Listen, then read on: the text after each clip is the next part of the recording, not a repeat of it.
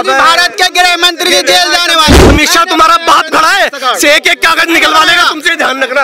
आज एक सरकार आई है जो इनके पिछवाड़े पे लात मारने वाली सरकार है। तुम्हारे लात पड़ेगी। अगर देश के लिए जहर उगलाना तो उसी जहर से तुमको। हत्या पे बात किया तो गाय को हम बंद करते पूरे भारत में, हमें बैल की कुर्बानी करने के पूरे भारत में परमिशन दे। क्या तुम्हारी कुरान में लिखा है क्या कि कुर्बानी की जाए?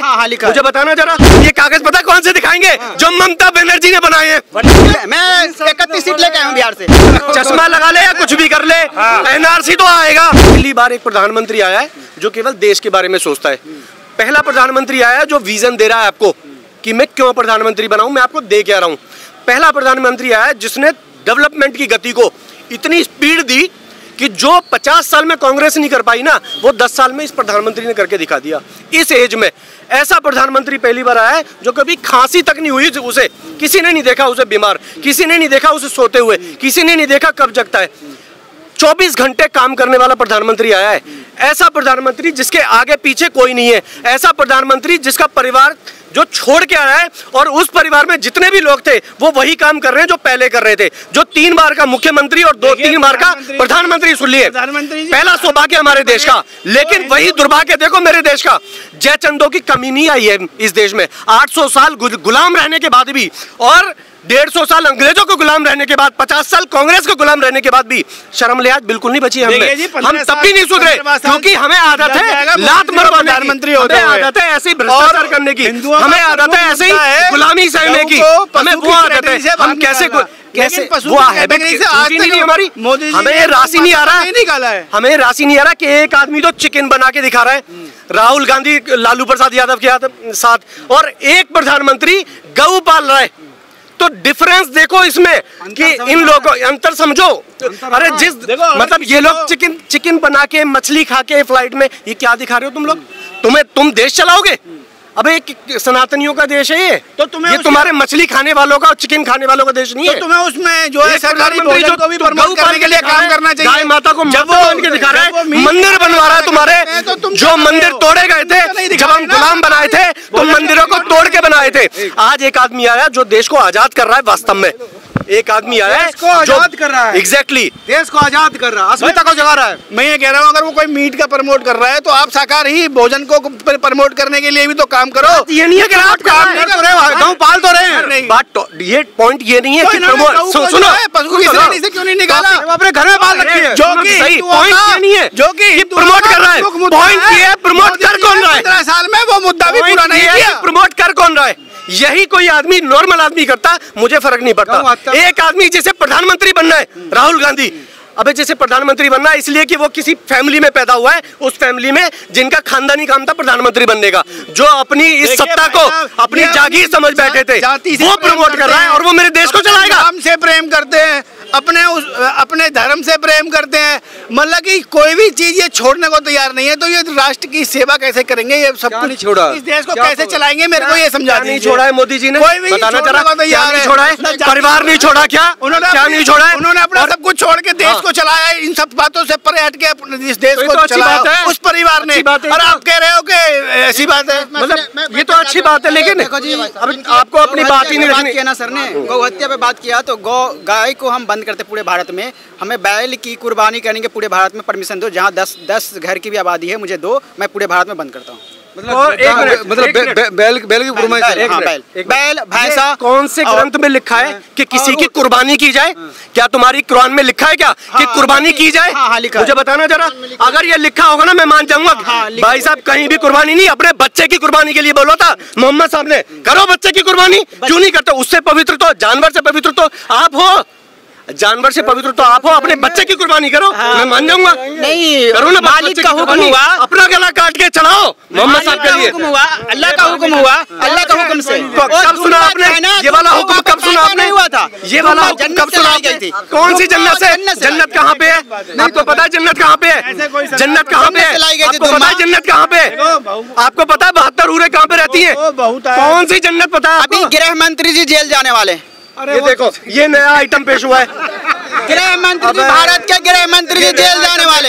इस बात को लेकर सुनो अभी नाचों के बाद रुको, सुनो गृह मंत्री जी क्यों जेल जाने वाले हैं?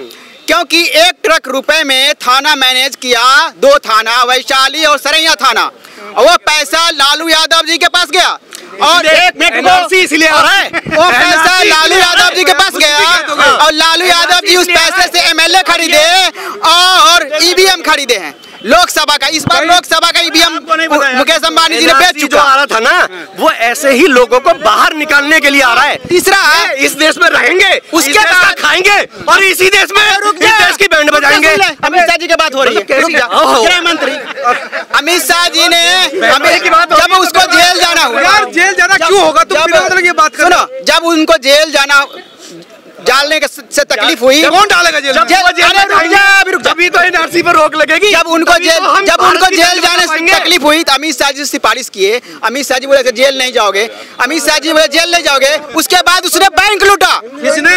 वो टेररिस्टों ने सूरज यादव स्मगलर से ये समझौता ये किए हैं। तुम ये बताओ, यादव स्मगलर से समझौता ये हमारे गृह मंत्री जी किए हैं और उसके बाद उसने बैंक लूटा, शिवहर में लूटा, उस पर जेल जाएंगे भारत के गृह मंत्री जी। ये म्यांमार में कौन सा बैंक लूटा था जिससे भाग के तुम यहाँ आ गए? अरे भाई मैं बिहार से हूँ, बिहार से शिवहर पता है, शिवहर एसपी से। तुम बांग्लादेशी हो, म्यांमार से हो, शिवहर एसपी से देखो शिवहर एसपी से बात। कहाँ कागज है आपके पास? हाँ प्रमाण है, प्रमाण सुप्रीम कोर्ट में कागज है, सुप्रीम कोर्ट में डेटा में कागज है। लेकिन फिर जब कागज दिखाने की बात आएगी तो कागज नहीं दिखाएंगे। दिखाओ, कागज नहीं दिखाएंगे। ये कहाँ के?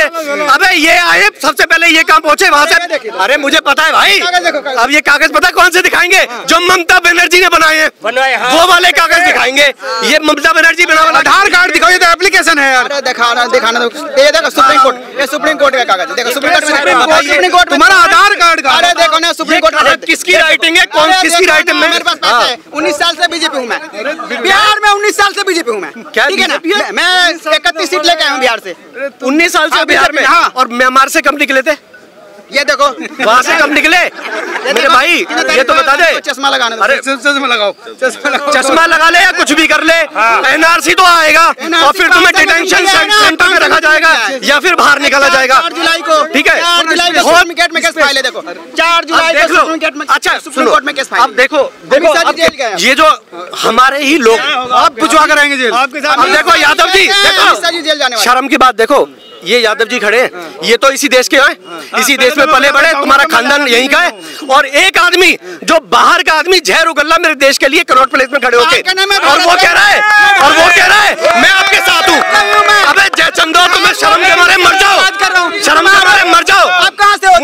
मुझे पता है, आप 20 साल पहले आए थे, मुझे पता 20 साल पहले आए थे। दिल्ली में 20 साल बीजेपी का जनरेशन पूरी लगती है। 20 साल बीजेपी बता के देखो एक जनरेशन पूरी, सुनो थोड़ा मेरी गुस्सा बात कम हो जाए। इसीलिए आप 5% से 19% ऐसे ही नहीं हो गए हो। 20 साल पहले आए थे आप लोग। 20 साल से बीजेपी हूँ मैं। अरे तो मैं तो 47 से कह रहा हूँ, 47 से शुरू किया था ये। 20 साल से जीत के हूँ मैं। हमारा 47 से एनआरसी में दिक्कत क्या है? एनआरसी इनका एक ही लक्ष्य है, मेजोरिटी में आना और इस देश में कब्जा करना। लेकिन आज एक सरकार आई है जो इनके पिछवाड़े पे लात मारने वाली सरकार है। तुम्हारे लात पड़ेगी, सब लात पड़ेगी, एनआरसी आएगा और तुम्हें कागज दिखाने पड़ेंगे। दिल्ली जीते कागज दिखाने, दिल्ली जीते 20 साल पूरे कागज। ये ध्यान रखना, जो भी तुमने कहीं से कागज बनवा लेना, चाहे तुम्हारा फारूक अब्दुल्ला बनवा ले, चाहे तुम्हारी ममता बनर्जी बनवा ले, चाहे केरला से कागज बनवा के आ जाओ, लेकिन कागज होंगे, कागज है, सारे कागज चेक करेगी। ये दिल्ली में अमित शाह जी नहीं मानते, कैपिटल में और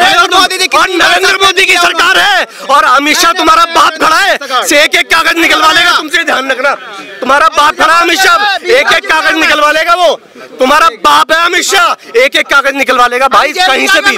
अरे जेल में जाने वाले मर गए, वो मुख्तार अंसारी जैसे वहाँ भाग गए थे, जेल में भाग गए थे। अरे मुझे जेल में रहने दो। मुख्तार अंसारी केजरीवाल जेल गया कि नहीं? जेल में केजरीवाल गया कि नहीं? अमित शाह भी जाएगा, देखा निकाल के मारा है। ऐसी सरकार है और आज वो सरकारें खत्म हो गई। अब उस भूल में मत रहना, अब उस भूल में मत रहना। अगर देश के लिए जहर उगलाना तो उसी जहर से तुमको दिया जाएगा। आप इस देश में रहने के लिए तुम्हें छोड़ा नहीं जाएगा। एक एक सांप को, एक एक सपेरे को, एक एक सांप को बिल से निकाला जाएगा। एक एक सांप को ध्यान रखना, किसी भी बिल में छुप जाना तुम, ये ध्यान रखना। अब वो चलेगी नहीं, अब वो दादागिरी खत्म हो गई। अब वो दादागिरी, ये पाकिस्तान नहीं है, अफगानिस्तान नहीं है, ये तुम्हारे बाप का पाकिस्तान अफगानिस्तान नहीं है। हवाई जहाज में बैठ के जाओगे फिर लटक के, बाहरों से लटक के जाओगे। ध्यान रखना, कहीं भी घूम जाओ। ये भाई साहब पूरी रणनीति के तहत, आज देख लो सारे पूरी रणनीति के तहत ये पूरे देश में फैले हुए हैं। कश्मीरी में से बोला ना, पूरे बिहार से हैं, बिहार से। अरे बिहार से आए कहाँ से, मुझे ये बताओ। चलो ठीक है, बिहार से आए, आपके जो परदादा थे वो कौन थे? परदादा के नाम क्या? क्योंकि ये देश मुगलों का नहीं था। मेरे दादा बालिस्टर थे। सुनो, मेरे दादा बालिस्टर थे। मेरी बात सुन लो। मखदूम बिन हाजिम राष्ट्रीय रहमतुल्लाह बालिस्टर। अब बताओ कितना बड़ा नाम है, तुम ये अटक रहे हो। सुनो, ये देश मुगलों का नहीं था कभी भी, ये देश तुम्हारा नहीं था। इस देश का सबका है देश यार, ये सबका नहीं है देश, ये देश उसका है और रहेगा। ये देश उसका, देश मेरा था है और रहेगा। आपका तो आप अंग्रेजों ने मुझसे छीना था ना, अंग्रेजों ने मुझसे छीना। हम सबका ये देश उसका है जो इस देश को देश मानेगा, जो इस देश को कहेगा ये मेरा देश है, जो इस देश में एक कानून मानेगा, जो इस देश में जो प्रधानमंत्री कहेगा उसकी बात मानेगा, जो इस देश में गृह मंत्री डिसाइड करेगा उसकी बात मानेगा।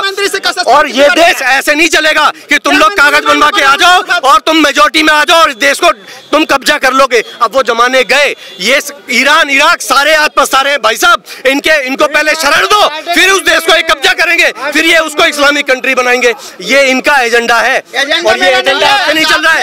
ये देखो 20 साल से है आदमी, ये आदमी 20 साल से है, देख लो 20 साल से एक एजेंडे के तहत काम कर रहा है ये आदमी, देख लो।